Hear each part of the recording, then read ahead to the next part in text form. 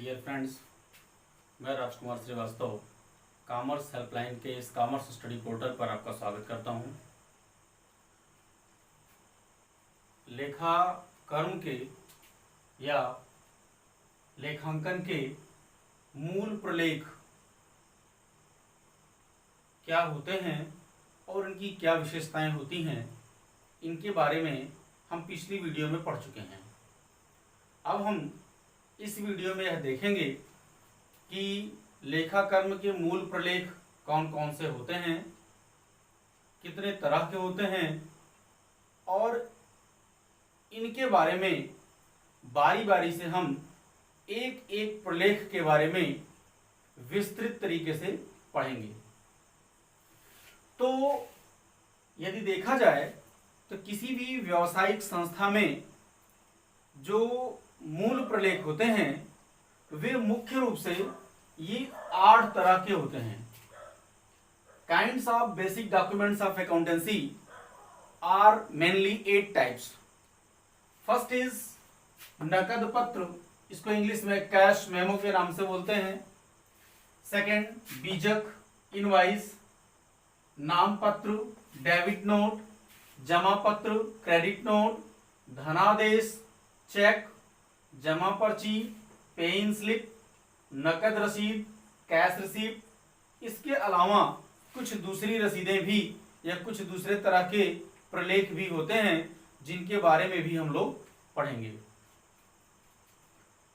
आज हम आपसे जिस प्रथम प्रलेख के बारे में चर्चा करेंगे वो है कैश मेमो या नकद पत्र। ये क्या होता है, इसका प्रयोग कहां होता है, यह जानना आपके लिए नितांत आवश्यक है। तो इसके बारे में आप यह जानें कि जब भी नकद लेन देन होता है, नकद लेन देन होता है तो नकद लेन देन होने पर ही कैश मेमो का प्रयोग किया जाता है। इस कैश मेमो में क्रेता और विक्रेता के लेन देन संबंधी बातों का पूरी तरह से उल्लेख होता है। यहां पर आप देखें तो सबसे पहले ऊपर लिखा जाता है प्रलेख का नाम, ये कौन सा प्रलेख है, तो यहां पे हमने लिखा कैश मेमो। दूसरा, जिस व्यक्ति के द्वारा इस प्रलेख को तैयार किया जा रहा है उस व्यक्ति का या उस संस्था का नाम, उसका कार्य और उसका पता मुख्य रूप से लिखा जाता है।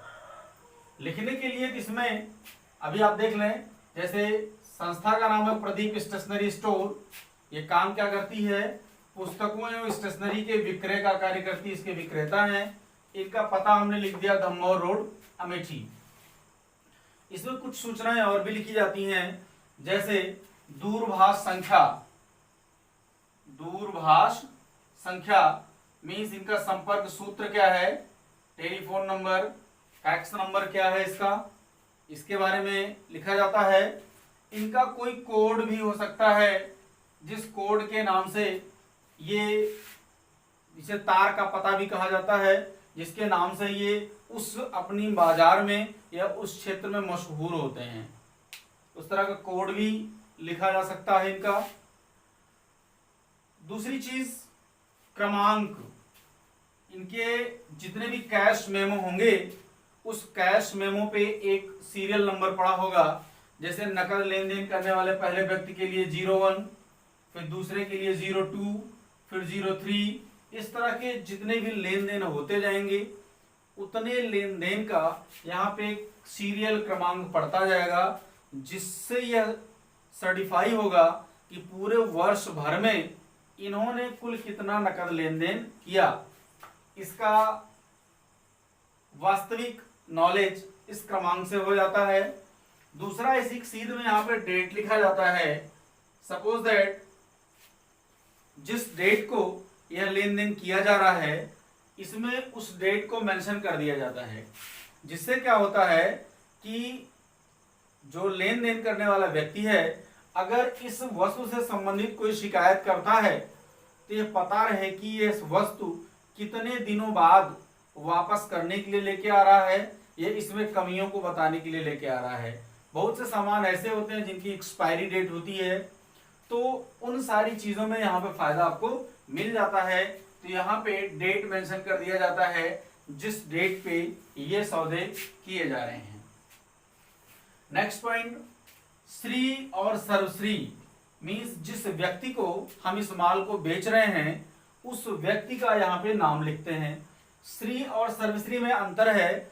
श्री हम लगाते हैं एक सामान्य व्यक्ति के लिए, एक गणमान्य व्यक्ति के लिए जिसे हम इस वस्तु को बेच रहे हैं। दूसरा, सर्वश्री का प्रयोग व्यापारियों के लिए किया जाता है। जैसे हम एक सामान्य व्यक्ति के नाम के आगे श्री का प्रयोग करते हैं, वैसे ही व्यापारियों के नाम के आगे सर्वश्री का प्रयोग किया जाता है। जैसे सर्वश्री रतन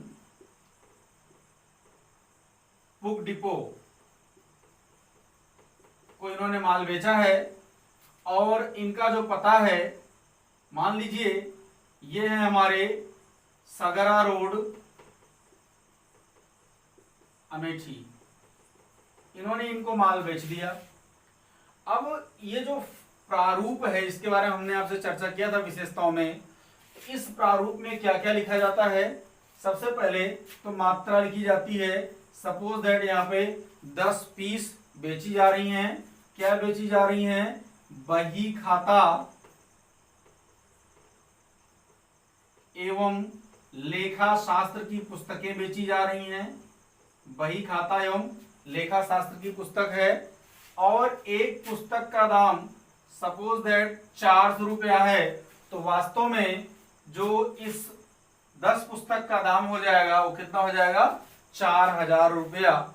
इसमें कभी कभी रुपए और पैसे के अलग अलग कॉलम भी बना लिए जाते हैं। ये रहा इसका सामान्य विवरण।